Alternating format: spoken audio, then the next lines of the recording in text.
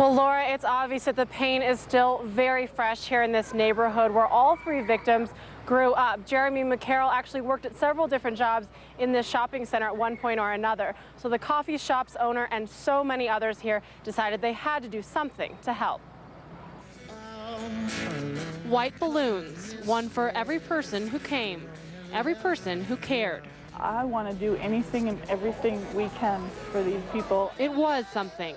Friends by the dozens came to lend a hand, give, do anything they could. It's pretty overwhelming. It's pretty powerful, you know. Jason Geller and Josh Miller were there that terrible night that brought them here today.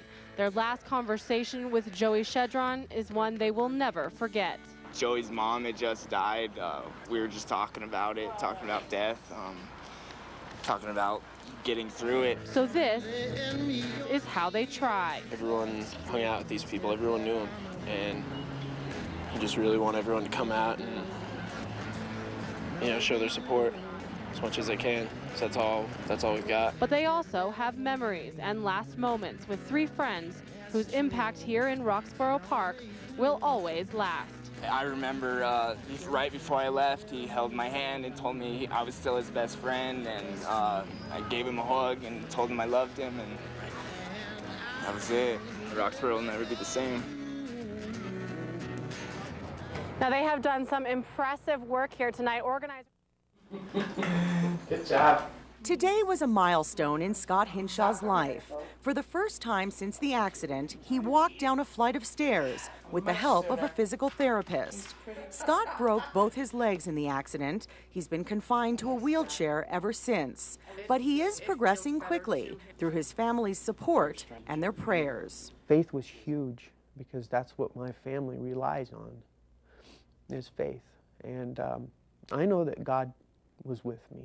I know he was there. I believe that God sent an angel to be with me. Scott was injured on October 11th. He and another trooper, Zach Templeton, were helping a motorist when they were struck by a pickup. Zach died a few days later, and Scott's life has never been the same. Zach is a hero. He came to help me, and in the process of that, he gave his life. My physical injuries will go away eventually, but obviously dealing with the emotional part of it deals more with the death of my brother, Zach. The person who hit Zach and Scott was 17-year-old Cody Luce, a teenager from Brighton who was charged with causing the accident. Yet from Scott, there is no anger toward Cody, only sadness. I think Cody needs grace. When this is all over, there'll be more room for comment, but I care about him. It's a mistake, and I wish it wouldn't have happened. But yes, he needs grace. The physical part of Scott's life has become an everyday struggle as he tries to regain strength in his legs. Just last week, he stood up for the first time, but he's weak and knows it will take months, perhaps years, to fully heal. But even with these braces, which are often painful and uncomfortable, Scott somehow finds the humor. I can already tell you're gonna be trouble. Yeah, he's a trooper. Literally. A trooper who loves his job and takes great pride in what he does. I'm in the business of saving lives, and it's a great honor to have that. And a man who loves his wife, his biggest supporter through these painful times. Yet as Scott looks ahead, he sees a mountain he needs to climb and knows that only God will help him over it. I get emotional sometimes, but the bottom line is I draw my strength from him. That's where it comes from. It's just not right. Dear God, it's just not right. Outrage in an otherwise quiet graveyard left littered with toppled headstones by vandals overnight.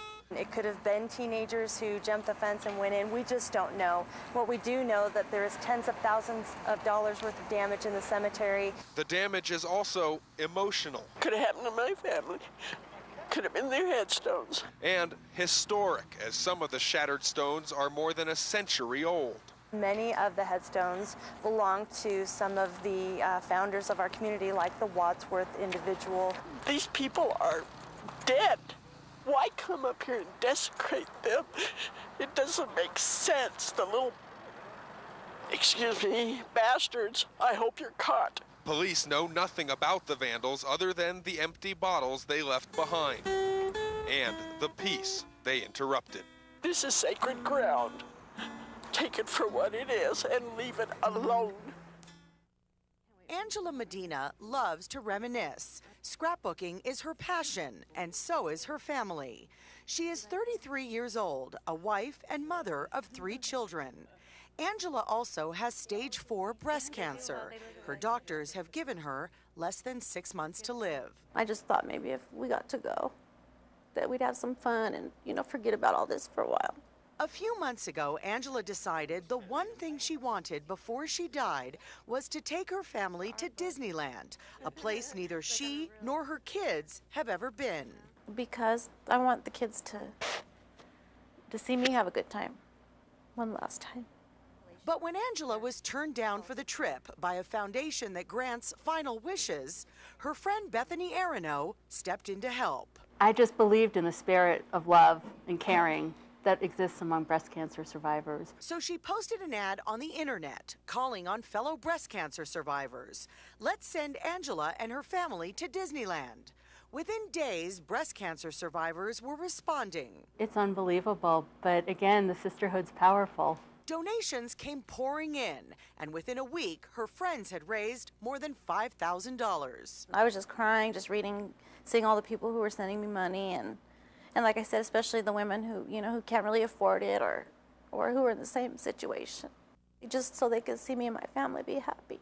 Angela is now in the process of planning her trip to Disneyland in hopes of creating one last memory for her husband and kids. I just want them to know that to remember that I took them on their first, big family vacation, and just all the memories that go with it,